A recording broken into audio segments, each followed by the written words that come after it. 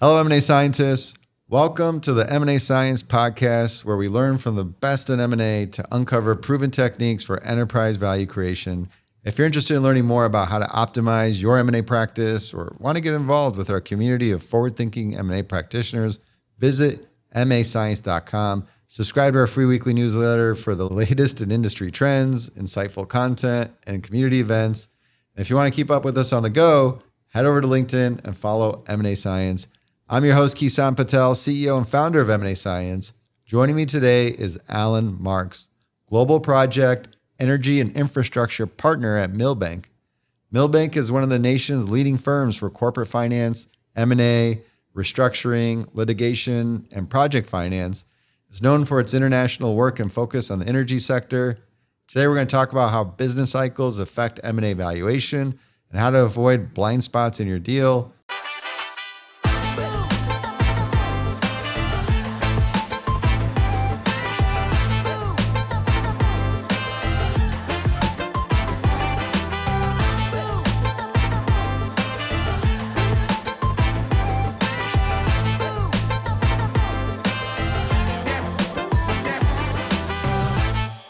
Allan, how are you doing today? Good, Kison. Thanks very much for having me. Hey, thanks for coming to our studio here in Midtown on 40th and Park, and appreciate you taking the time today. No, it's a pleasure. Easy hop from Hudson Yards. But I'm most excited to talk to a fellow podcaster because you have a podcast. Can you tell me a little bit about what you create content on? Sure. Thanks very much for asking, Kison. Yeah, it's nice to be on the other side of the mic for a change, and a little scary because at least when I host, I get to decide what we're talking about, and today will be different.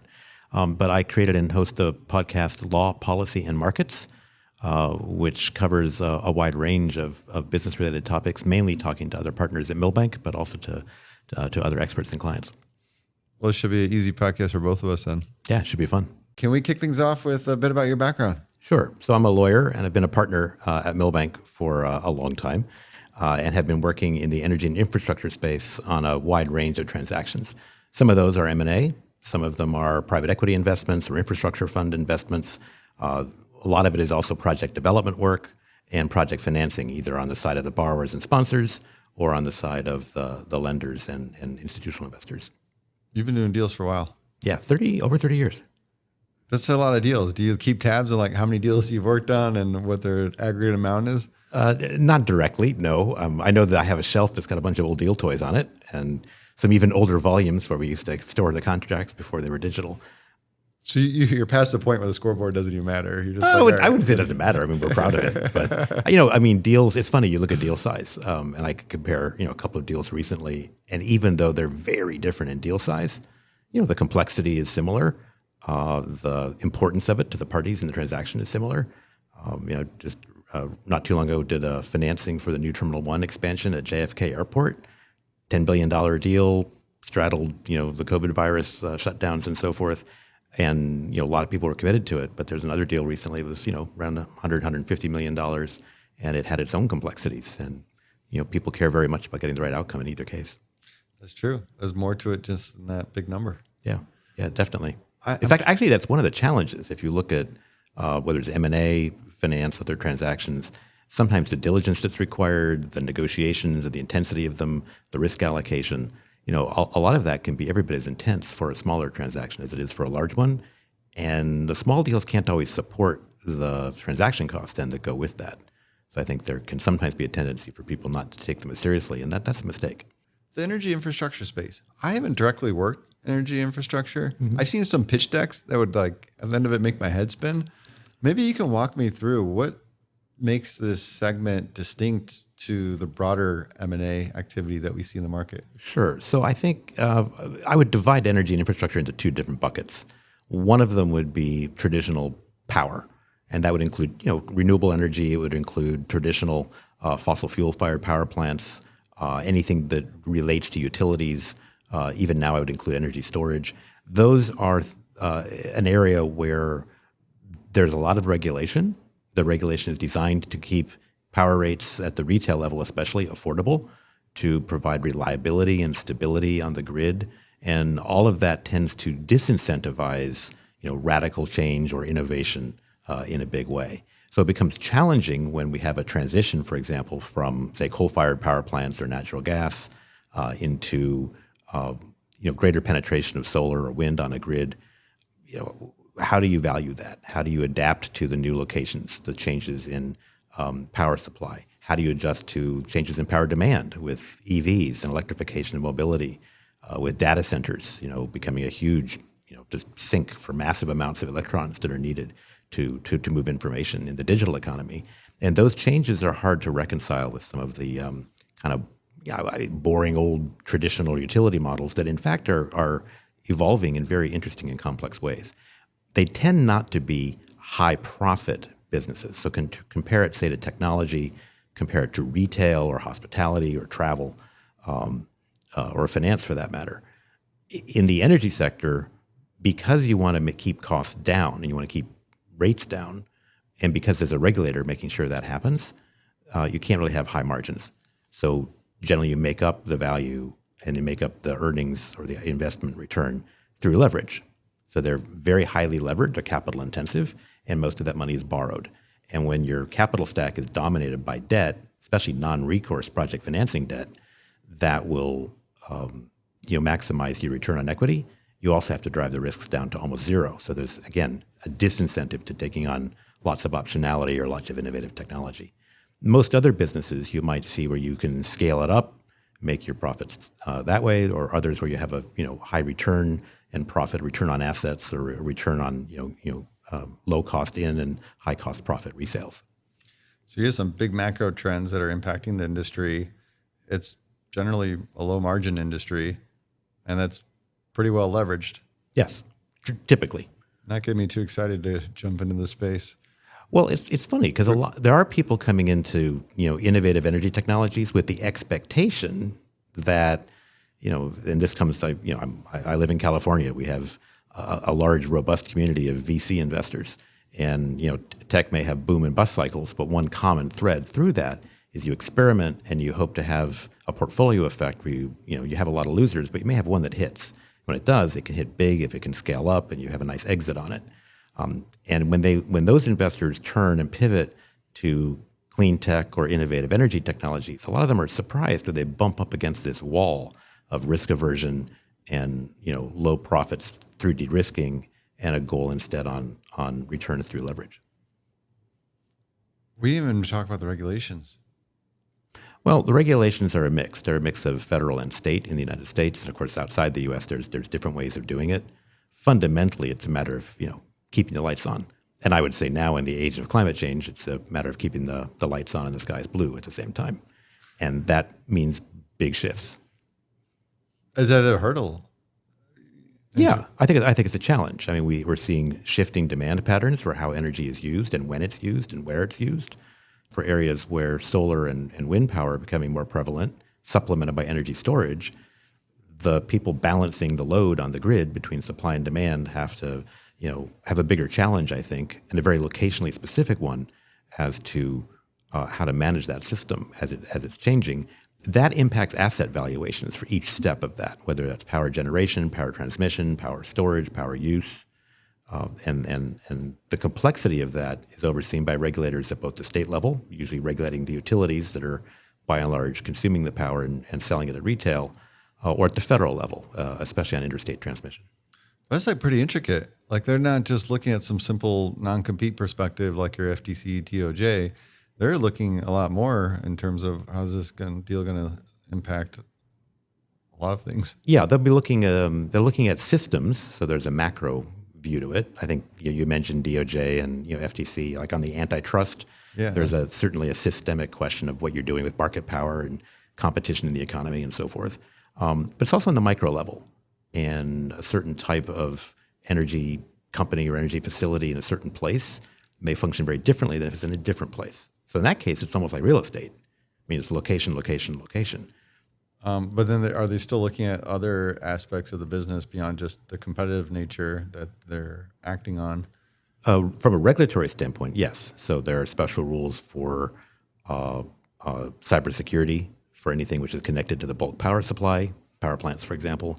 There are, I think right now, big swings in the costs and value of a lot of energy assets, depending on if they're new, depending on how dependent they are on imported equipment, especially things from China that may be subject to tariffs or trade policy. And that can either limit supply or drive up costs. Business cycles. Can you explain in simple terms about what a business cycle is and how it impacts the economy? Sure.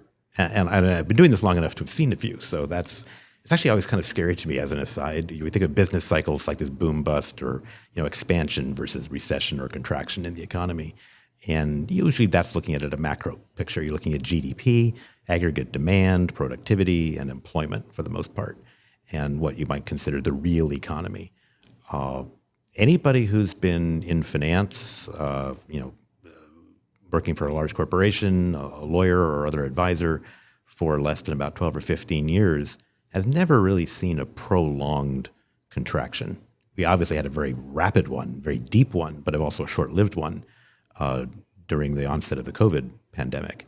But we've seen a recovery from that with massive amounts of government stimulus, with until recently, very low interest rates, historically very low interest rates, and that fueled a big expansion that is somewhat still going on despite the tightening in the credit cycle, which is different than the business cycle. So the business cycle affects valuations as well, because when times are good, when the economy is expanding, when demand is increasing, there's more competition for assets, there's more confidence and certainty that those future values will be at least as good as they are today because we believe in growth during an expansion, and that tends to drive up valuations. Compare that to a contraction. When there's less certainty about the future, there may be headwinds on demand, there may be contraction in productivity, there may be less production in an aggregate level, and the employment market is very, very different. So in those situations, asset values tend to decline, and there's fewer people bidding for them. You mentioned credit cycle, and I want to maybe distinguish between business cycle and credit cycle, because I would assume the credit cycle falls under the business cycle, but maybe you got more to that than I know. That's a really good question. That's a really good question. So what I described as the business cycle, or sometimes the economic cycle, same thing, that's the economy writ large, expanding or holding steady or shrinking. The credit cycle is distinct from that. It's correlated to it, but it's distinct. I'll give you an example of how one can influence the other. The first example would be the business cycle with an expansion, making lenders, people providing debt, and maybe some equity investors as well, feel more confident. They loosen their purse strings, and there's more money flooding into the economy. And in a situation like that, if it's not getting too hot too fast, money is easy. So lending terms may be lighter. The ability to refinance is usually easier. Quite often it's accompanied with interest rates being low, so the cost of capital is low. And when a cost of capital is low, especially in an M&A, if we have a target that has a low cost of capital, that's going to increase the valuations as well. At some point, things may get too hot. We can look, for example, at what happened in the global economy, and certainly here in the United States last year, and the Federal Reserve made money more expensive. Now, the Federal Reserve does not control long-term interest rates. It only controls short-term interest rates. And there's some impact, of course, for the monetarists on the money supply. So if you make money more expensive, either by limiting the supply or increasing the cost of it by raising short-term interest rates, that has a couple of knock-on effects that are designed as like a kind of a loop that gives you a feedback loop. They're designed to bring the expanding, maybe overheated economy back down. Now, you don't want it to contract, you don't want a recession, and so far it looks like we're, whether it's luck or skill, but we'll take either one. The Fed is managing and to keep us from having a recession, and instead we're slowing things down from the expansion, which can, if it works, justify reductions in interest rates later this year. And it's not just a matter of how much you cut rates or raise them, it's actually how quickly that happens. That will tend to contract the ability it will tend to contract the economy and make it, it'll affect valuations, it'll affect, the appetite for new investments and so forth. So the cost of capital, the credit terms, the availability of credit, that's what I would refer to as the credit cycle. So one cycle can cause either positive or negative effects in the other one, but it's not. I mean, it's science to a degree, but it's also a lot of luck and a lot of art because we're also talking about human behavior, and that's psychology. Yeah. And expectations may influence what's actually happening today. So we can look at this credit cycle as essentially a lever into the broader business cycle, but Yes. not the all-be-all lever that's gonna. Well, they're levers for each other. Yep. So then, yeah, because they might come back and use it like we've seen the inflation, right? And all of a sudden we're countering it with the change in the interest rate. That's what's been driving it. Right. And of course, inflation has lots of components. So right now we're seeing still a very strong labor market. Whether you look at job openings and quits, or you look at layoffs, you look at people looking for work, labor force participation is higher. It's a very strong labor market.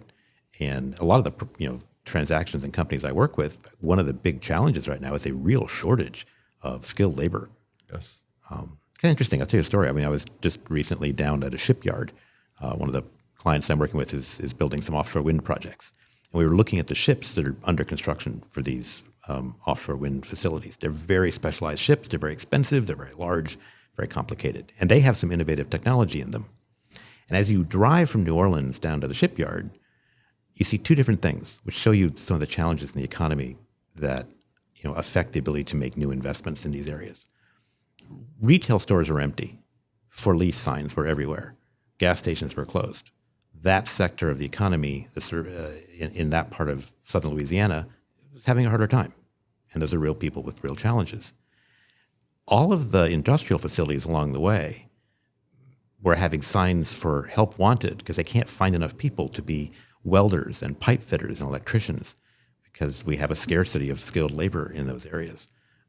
That imbalance has a contracting economic effect ultimately and drives up costs and acts as friction that prevents some of those investments otherwise from going forward. So it's not enough to look at the big picture economy. You have to dig down deeply into what's happening in different sectors.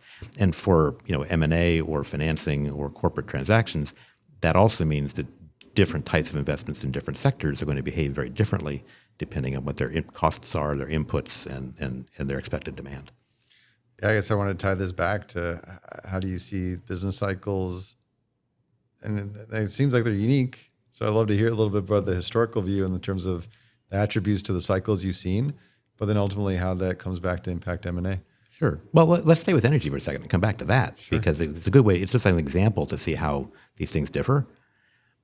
For highly regulated sectors like power, the cycles are not meant to impact them very much. I mean, demand may fluctuate somewhat, but these are basically inelastic items. You need power, you need water, you need it, kind of almost no matter what's going on.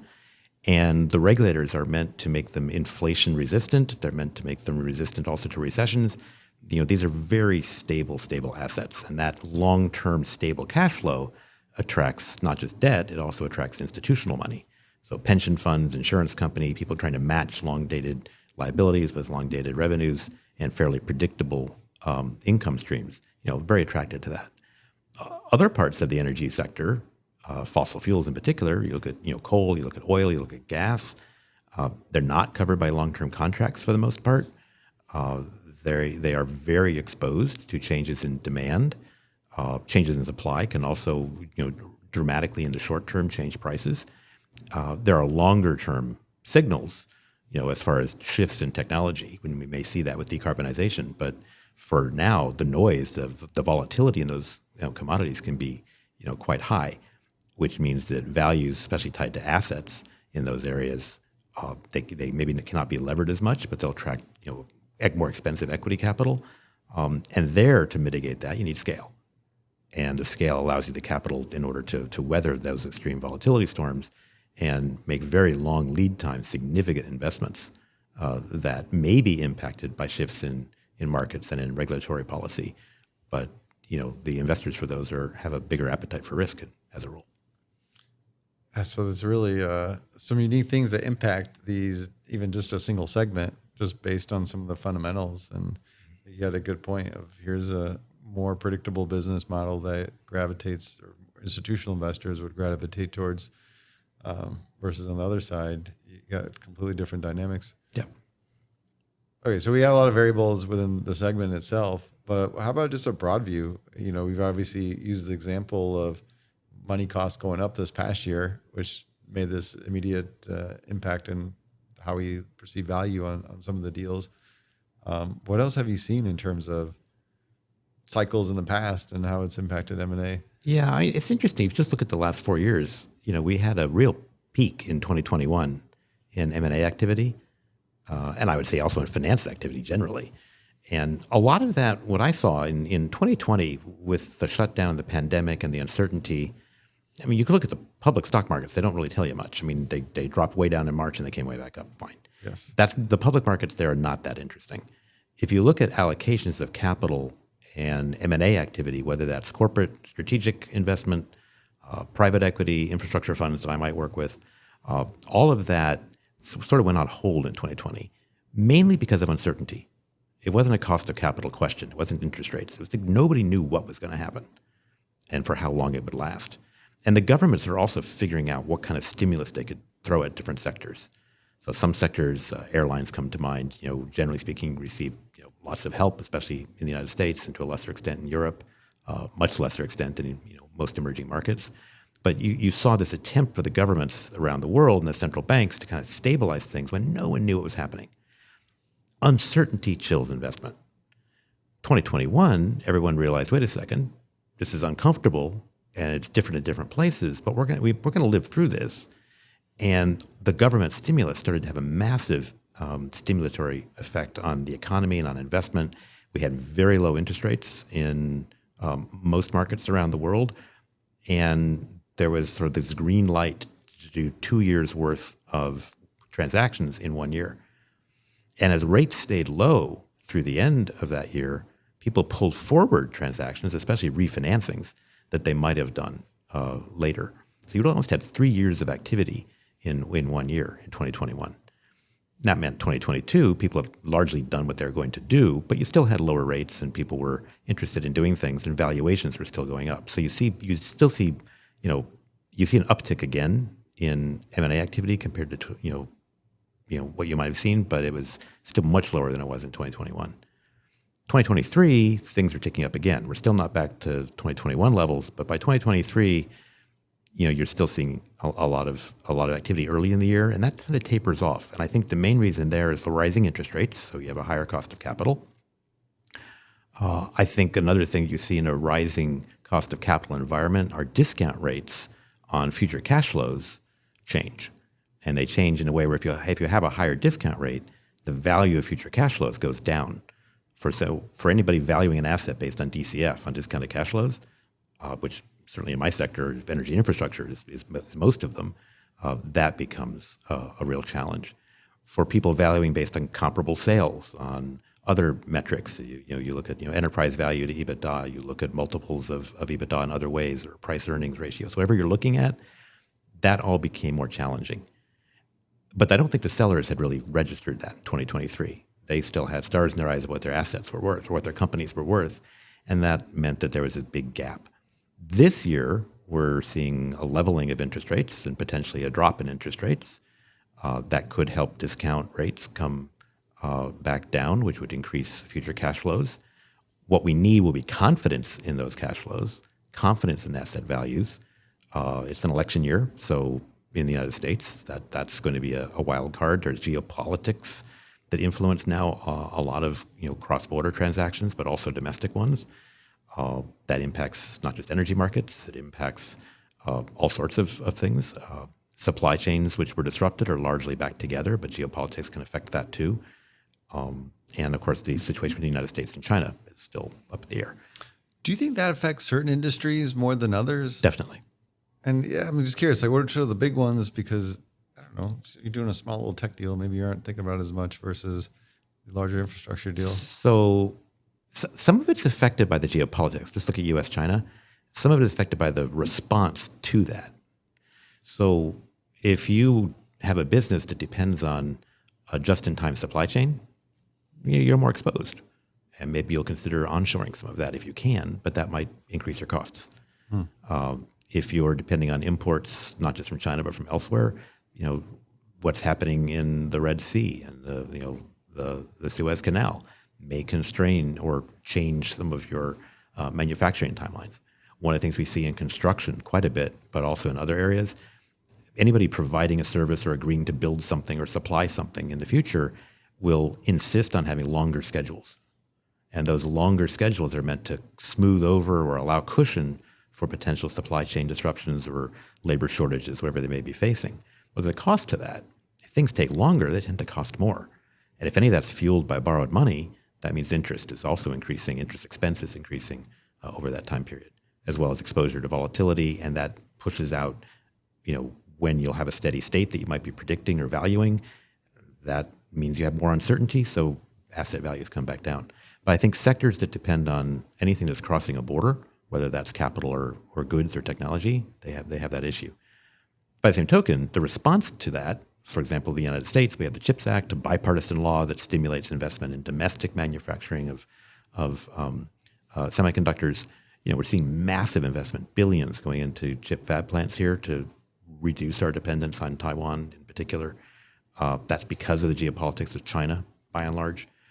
And that will ultimately lead to, a better domestic supply chain of those technologies, closer onshore, test beds and production beds for the technology as it innovates. And with the expansion of data and data centers, the expansion of AI, of quantum computing eventually, these things that are, just massive magnets attracting not just capital, but attracting, real equipment and real investment. I think that the fact that it's onshored it'll increase costs, but I think that's more than offset by the security of supply.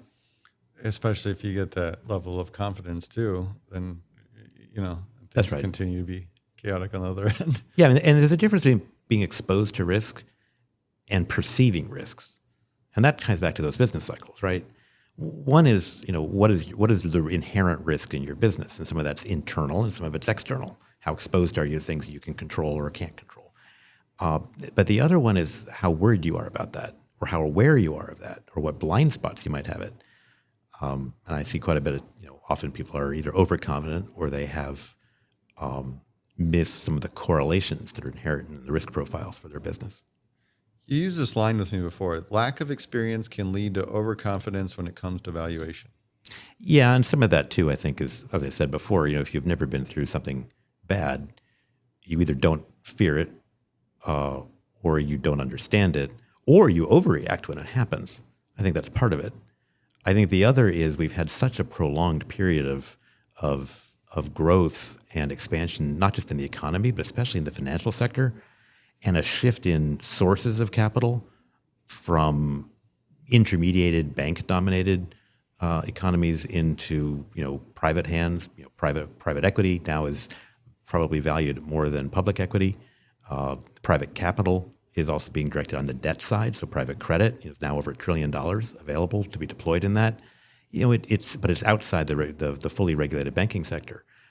That when that's happening and everybody's winning and everybody looks good, we all look smart. I think the real challenge is, and whether sorting begins is if we do end up with an economic contraction and the laws of business cycles have not been repealed, eventually we will have one for whatever reasons. I think then when the tide comes back down, you'll see which boats remain above it. A lot of good stuff to think about here. Any other notes around cycles and how it impacts valuations? Because we got a lot of dynamics, not like a clear cookie cutter thing. I like the perspective on just the certainty and the perception around uncertainty. Mm-hmm. When we use that reference around just the experience and not being as familiar with those blind spots, is that just a natural tendency? You think about, at some point I'm going to do the first deal for our company here, or just somebody getting into a new industry for the first time. Do they tend to overvalue assets, and that's just the cost to play in the field? Well, let me say one thing first. I think a lot of this is basic human psychology, and I have blind spots too. We all do. That's just normal. So what do you do about that? One of them is, get other people who are other experts or other partners, business partners, whatever it might be, and battle ideas around and allow yourself to be challenged, either institutionally or personally. That's I think really important. Second, you ask the question of whether people are overpaying. In a M&A context or any kind of an acquisition context, by definition, the buyer overpaid because they are valuing what they're buying at more than competing bidders and more than the seller. The sellers say, hey, I'd rather have your cash or whatever it is we're trading. And, and they're the ones who, by the way, know their asset best. So the person with the best knowledge is happy to part with it to somebody who has less knowledge, despite diligence, despite, doing the best work they can with their advisors. But that combination of asymmetric information and the fact that you definitely overpaid doesn't mean you shouldn't have done it. Doesn't mean you can't make money. I mean, we all do transactions. But at the end of the day, it means that you've got a little bit of extra you have to compensate for first before you get into the things that really create value. And then you have to look at why you're doing the deal. I think a lot of companies also are shedding non-strategic assets. We're going to see a lot more of that probably in the coming year because they're focusing on their core competencies. Not necessarily because they're better at it, although they should be, but also they're more confident about it. And when they actually look at the uncertainties, the unknowns, the risks, and the things that they, either risk you can model, uncertainty you can't, but they look at what's coming and their ability to either withstand or control it, focusing on what you know best is probably a pretty good idea. You do have domain expertise and you're doing acquisition. You're right. There's essentially, I don't know if the lens is you're assuming you're overpaying, but there is a view of the synergies. Yes. That we're not buying this as an asset that's going to print out money for us. We're going to have to be proactive to extract value from this business. Mm-hmm. I think that's kind of that clarifying point. It is. Well, can I stay on that? Because I think for a corporate buyer, strategic buyer, right, synergies are very important. And then the question becomes, can we use economies of scale to cut costs? Can we grow our market share, perhaps, not in a way which violates antitrust laws, but, in a way that does create an appropriate level of defensible level of market power, builds a bit of moat, maybe allows us to extract, higher margins. I think integration and cultural integration, not just financial or production integration, becomes very important in that case. And most of those buyers plan on holding those assets that they're buying or the companies they're buying for a very long time. So there is time to integrate them and grow them in a kind of an organic way. And if the cultures fit, those synergies can be real. For other types of buyers, some private equity buyers, not all, but some, there may be the idea that you buy the asset or the company and you find ways either to bolt it onto other things in your platform that achieve those same synergies. Great. You may find ways to improve the business and then sell it. The question really then becomes, what's your exit? And if you're just assuming that you're going to buy it today and sell it for more tomorrow because markets are going up and you don't have to be smart about what you're doing, and you're not adding value otherwise, that I think is an overly optimistic bet. But there was a point in time when you could do that. We may still be in one, but I think eventually when the music stops, the musical chairs, it's just you run out of chairs. I feel like I sound like my parents, but the good old days are over with. When you could always find these kind of assets that were highly undervalued. I think everything's so competitive right now. Well, part of that is because we actually do have better access to information than we've ever had. There's greater transparency, and it's not just because of disclosures and securities laws. A lot of it is look how diligence is done. The ability to turn over vast amounts of information quickly and analyze it and assimilate it is higher. And AI is going to make that even easier because you'll be able to take big data sets of information about companies with very complex variables and processes. And if you use the right algorithms and you're intelligent about it, it's not that you'll make better decisions necessarily. You might, but you'll be able to make more decisions more quickly that are at least as good.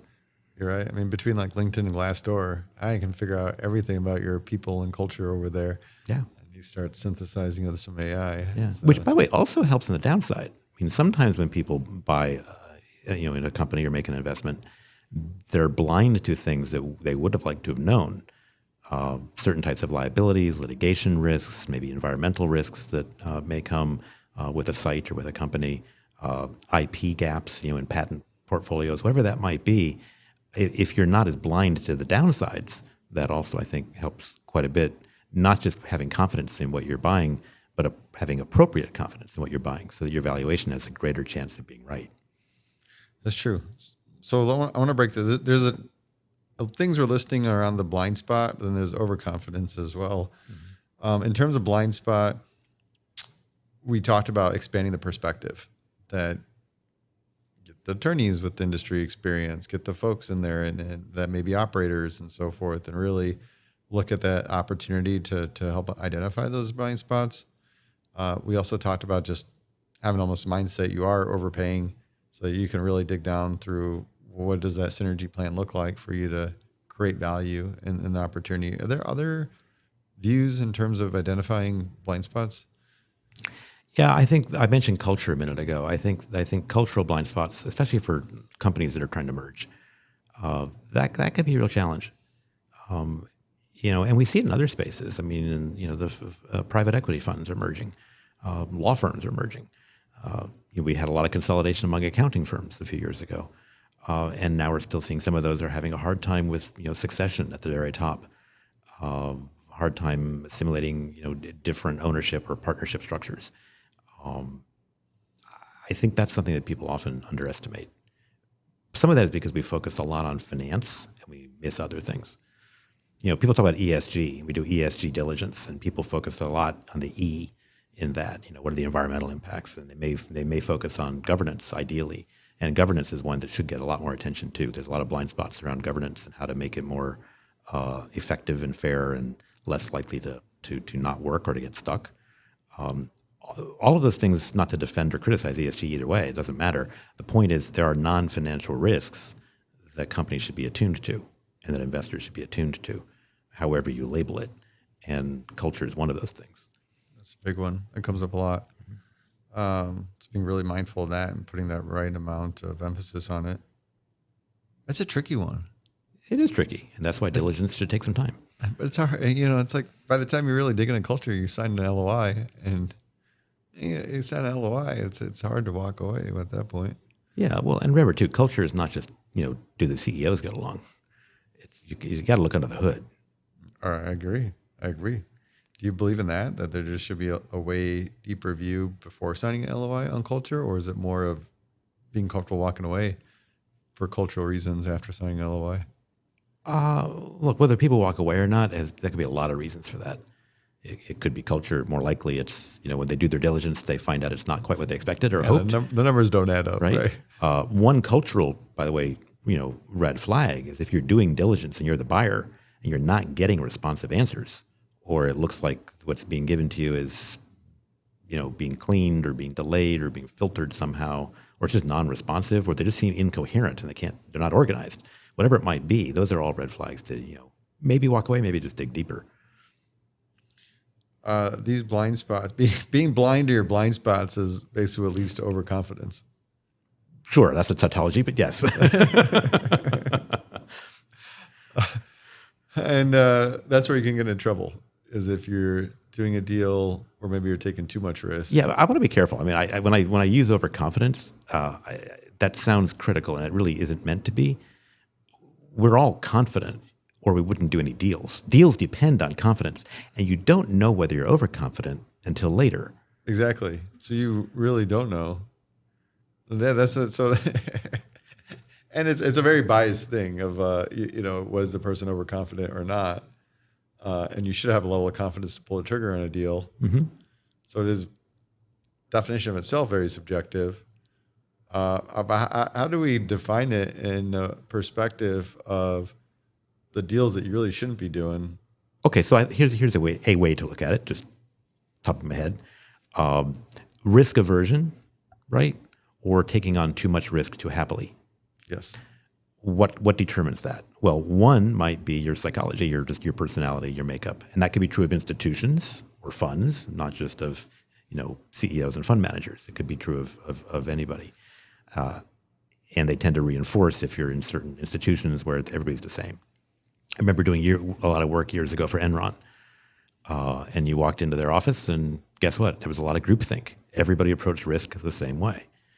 Another contributor to that is if you're spending somebody else's money, you should be aware that you have a fiduciary duty to that person. You should be aware that you should be more careful with somebody else's money, or at least as careful with somebody else's money as you are with your own.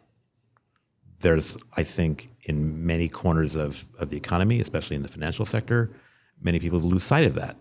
And they may be more prone to take risk than, with somebody else's money than they might be with their own. Part of that is the incentive structure, right? And, you're getting a share of the money that you're holding, but you do need to deploy it. You have pressure to deploy it. And eventually, if you haven't deployed it, you better go, because if you don't, you can't raise your next fund. Well, okay, fine. So you'll be prudent about that. You do that responsibly, and you have incentive to make good investments because you're sharing in the upside. But you're not necessarily sharing the downside as immediately, except to the extent that it constrains your ability to raise further capital in the future. And you also then, of course, are not sharing in the upside that you would have hoped to achieve. So you have some correlated interest, but not entirely. So the combination of asymmetric information in the transactions and a lack of alignment of interests, I think, is one of the things that contributes for any human to some of the overconfidence in that context. I like that. That's a good way to look at it. It's funny. I tell you, I teach at Berkeley and have for over 15 years just as an adjunct. And sometimes I have courses in the law school, some in the business school. And when the courses have the MBA students and the law students together, you can do fascinating experiments while teaching them, principles of finance or energy, project finance, or M&A or investments, whatever it might be. When you put them on teams, the law students tend to be risk averse. And they also, as a group, not to generalize, but I will, they tend also to have a hard time making a decision because they can see all sides of things and they're used to arguing all sides of things. So they're indecisive and risk averse. And you put them on the same team as an MBA student. Most MBA students are highly confident. They make decisions quickly. They may have a good quantitative basis for those decisions or not. They like risk. It's fun to put the two together and really see what happens. And then add in a graduate engineering student or a graduate public policy student on the team and watch that completely different way of approaching problems and of managing them. What results from that is a discovery, I think, eventually among all of those students, that the multidisciplinary team where they each listened to each other makes much better decisions than any one of them could have themselves. This is a very great way to look at it. You got to have the diversity. The diversity of views, and that's diversity of risk spotting, diversity of risk management, diversity of risk appetite, and a sensitivity to the fact that most complex transactions require multiple points of view. Some are technical, some are economic, some are commercial, some are regulatory, legal, whatever it might be. That's like the golden theme of this podcast right here. Is it? That's good.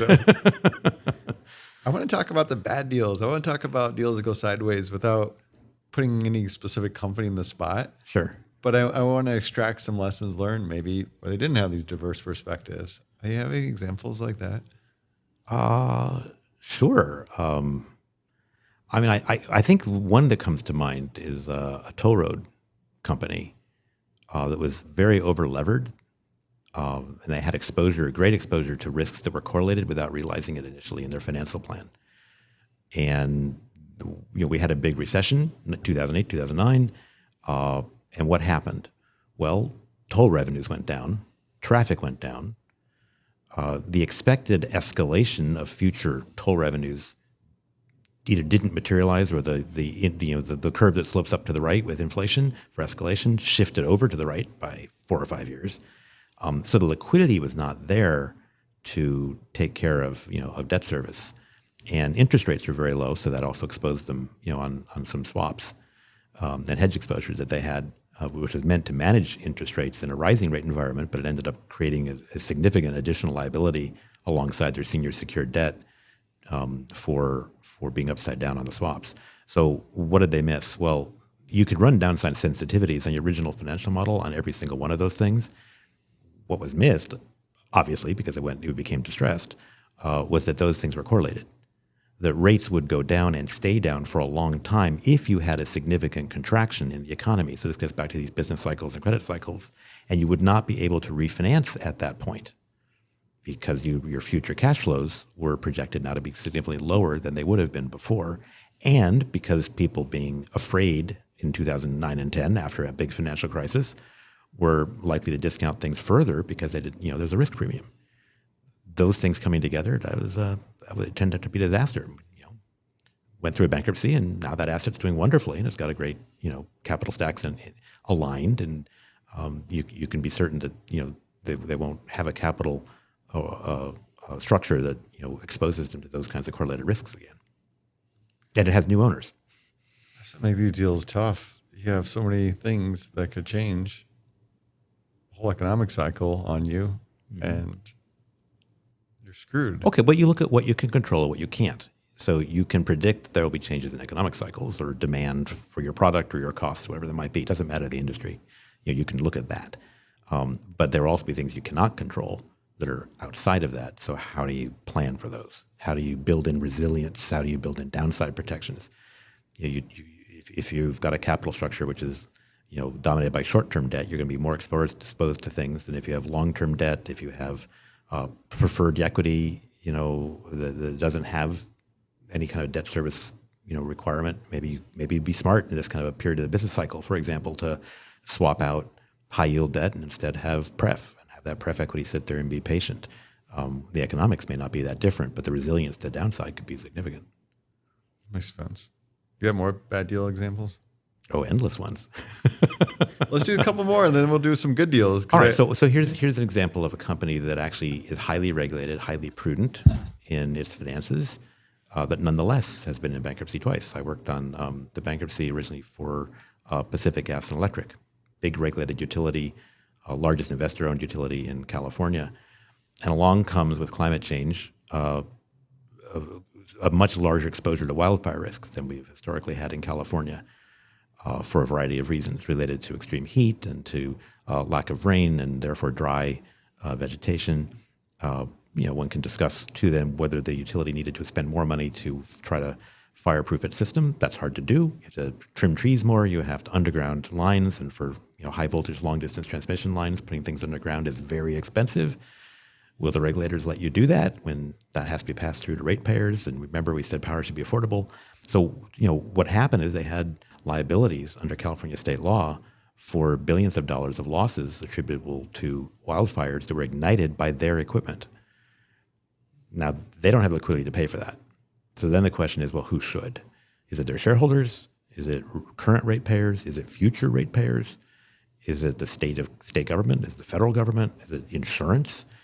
And so, they were able to couple together with a real alignment between creditors in the bankruptcy, between the different agencies of the executive in the California state government, the legislature in California, and also the federal government, ways to kind of align that to solve the problem and not just kick it down the road, but create a pool of money that could pay future liabilities so you don't bankrupt the company again, and that can be available to make investments that are needed to make the system more resilient. So that's an example of something coming in from the outside that the system wasn't set up to handle. So now we have to find ways to do that. Some good lessons learned. It sounds like they had another chance to fix it and go at it. Yeah, I think.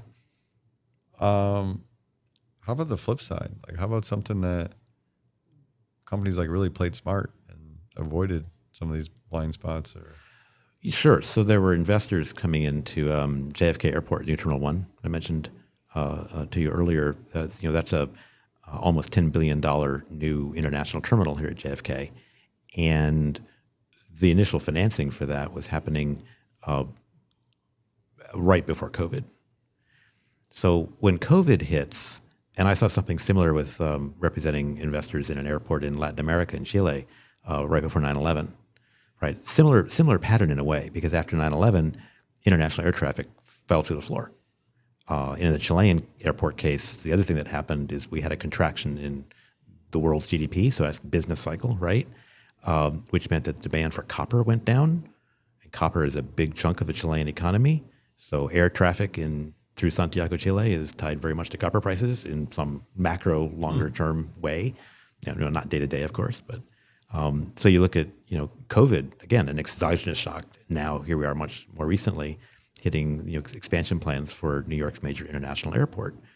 So what was necessary was to have smart people, and the investors were pretty smart, figure out a way working collaboratively with the Port Authority of New York, with state officials, with city officials, with the airlines that were involved, with, other stakeholders, with contractors and the unions that were supporting the construction projects, and really find ways to reshape it. So now the terminal is being rebuilt in a phased way. All the debt came in, for the first phase, and as air traffic recovers, and it is now recovering, and as there's future growth in air traffic, they'll do separate phases of the terminal expansion instead of doing it all at once, and they're doing it all within the scope of the original federal permits, so you don't have to go through a new permit and review cycle. So that was a way of, I think the lesson from that is bringing in all those different stakeholders and finding a way to align their interests to resurrect a deal and get it done in a way that was creative and it was different than how it was originally structured. But did they restructure it after setting on some initial terms, or? So yeah, I don't mean they restructured it in the bankruptcy distressed sense, because the loans had not yet closed, had not yet started the actual construction when So it COVID was before hit. they signed. So what they did is they changed the structure of the deal. So contractually, the structures were different, and from an engineering standpoint, it was different Before it was signed. before it was signed. That's pretty good. Yeah, and for me and my clients, the difference between those two airport transactions. One of them, the big bad thing, COVID, came before we closed financing. In the original Santiago, Chile deal, the 9/11 and the drop in air traffic happened right after we had closed financing and built, the new terminal. That's a significant difference. Yeah. Then you got to figure out how to dig out yourself out. Yeah. Any other good smart play examples of deals? I guess in the M&A context, I can give you an example of a client of mine that they were initially family owned, and then they were backed by some infrastructure funds. And by doing that, those investors were able to provide more liquidity. So you had a structure where you've got this original business that has some assets that it can seed, operating assets it could seed when the fund is investing, but the fund is also providing liquidity for the future pipeline of expansion. And there the expansion was mainly acquisitions. And it's a very fragmented part of the North American rail market. So they found a way to make strategic acquisitions of companies that on their own just didn't really have the wherewithal to, grow significantly. But as an integrated platform with strong management and economies of scale and the ability to, train up employees and move them from one place to another, to have, bulk purchasing of all the, equipment or things you might need, potentially proprietary technology, they were able to build a platform at scale that justify the acquisitions. And that's what created the accretive value. That's where the premium was. So those were real synergies. Now, I don't want to underestimate how hard that kind of integration is. It is very difficult. Not every management team can do it, but a good one can. And as a result, the investment's paid off for everybody. Yeah, that's pretty cool. They kind of got a good strategy to keep expanding and paying out everybody. In M&A, what are the most common mistakes made in valuation, and how can they be avoided? Well, one would be using only one valuation methodology. Another would be diligence, and in particular, insufficient diligence.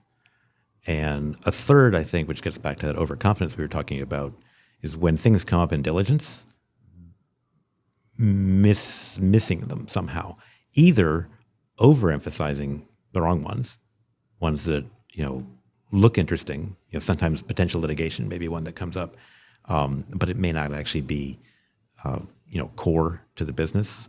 It may not be that big a problem. I think people sometimes focus on high magnitude things, even if they're low probability, but miss things that are higher probability, probably because they're lower magnitude, but those are ones maybe you should have focused on more. So I think there's that. And also failing to do diligence on things that might matter. Do you have examples of that? Sure. I mean, I can think of a company that had a big cyber attack after a deal was done, and no one really diligenced cyber like they should have. This is a few years ago. I think today that mistake would not be made. Yeah, that's a good point. There's a lot of things. It's important to have some experienced folks you're working with. Yeah. Like you have to. It's just, I think that's what gets tricky. I'm always curious about just the whole maturity of a company building their M&A muscle. And it's just, it's like you have to go through some pains to get there. And it is a muscle. It is a muscle. I think if I had to think of anything else, it would be just the way deal teams work. Some are very hierarchical. So then you hope the person at the top is listening to others and making smart decisions. Some are more flat and consensus driven. Some don't make decisions much at all. They're paralyzed. I think that it's not really a cultural issue so much as it's a management governance issue, not in a formal legalistic way, but as a practical way. Who's making decisions, who's calling the shots, who are they including in that process, and not just on their internal management team, but also their outside advisors. What's impressed you the most in terms of seeing that right structure that just hits everything right? Well, it's ones where there's a high degree of internal argument and debate because different points of view are heard. But then at the end, there tends to be a lot of consensus, kind of getting around, eye on the ball. What is our goal here? What are our limits? What is our exit strategy? How does this investment further that? And what do we know are the next steps we're going to do right after? Like, you're not going into something thinking it's going to be easy without a plan of how to integrate or how to execute. So this idea of being good at executing, not just good at doing the deal, I think, for people who can do both, that's a much stronger combination. So it's debate, getting to consensus, and then the ability to really execute post-close. Yeah, which I wouldn't underestimate. I mean, not all companies or investors have that ability.